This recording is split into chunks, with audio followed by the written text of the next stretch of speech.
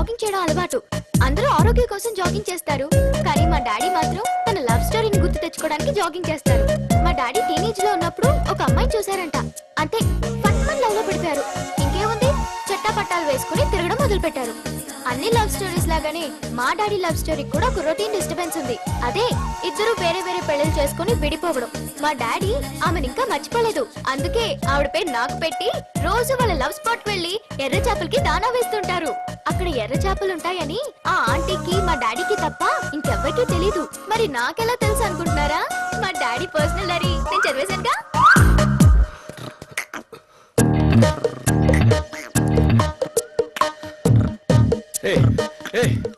ఇక్కడేం చేస్తున్నావు? అరవకండి, ఎర్ర చేపలు పారిపోతాయి. ఎర్ర చేపల? ఇందులో ఎర్ర చేపలు ఉంటాయని నీకెలా తెలుసు? మా అమ్మ చెప్పింది. మీ అమ్మ పేరు? సావిత్రి.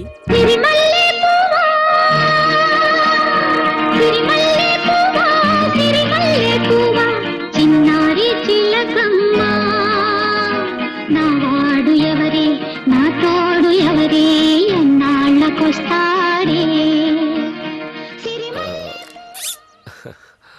మీ అమ్మ నీతో వచ్చిందా? ఇంకెక్కడమ్మా, ఎర్ర చేపల కోసం నీళ్ళలోకి దిగి కాలు జారి కొట్టుకుపోయింది. అంటే అంటే చచ్చిపోయిందండి. చచ్చు. మా అమ్మకి ఈ ఊరన్నా, ఈ చెట్లన్నా, ఆ కాలం అన్నా ఎంతో ఇష్టం. తను బతుకున్నప్పుడు ఎలాగో తీసుకురాలేకపోయాను.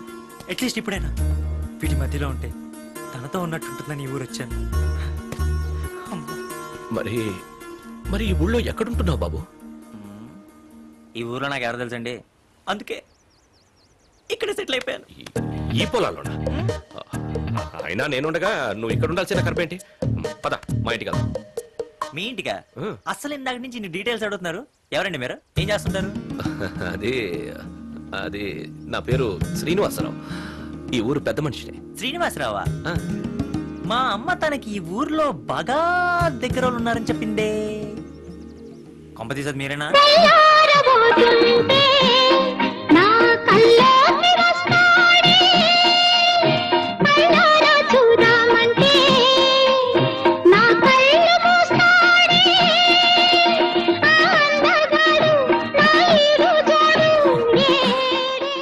అంటే తను కూడా నాలాగే నన్ను మర్చిపోలేదన్నమాట. నీ పేరేంటి బాబు? శ్రీనివాసరావు.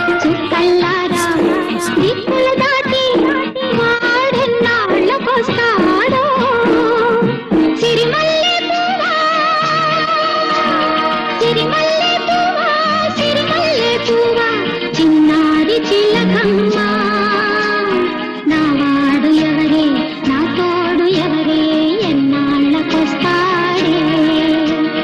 అంకుల్ అంకుల్ ఎక్కడికో వెళ్ళిపోయినట్టున్నారు. పద.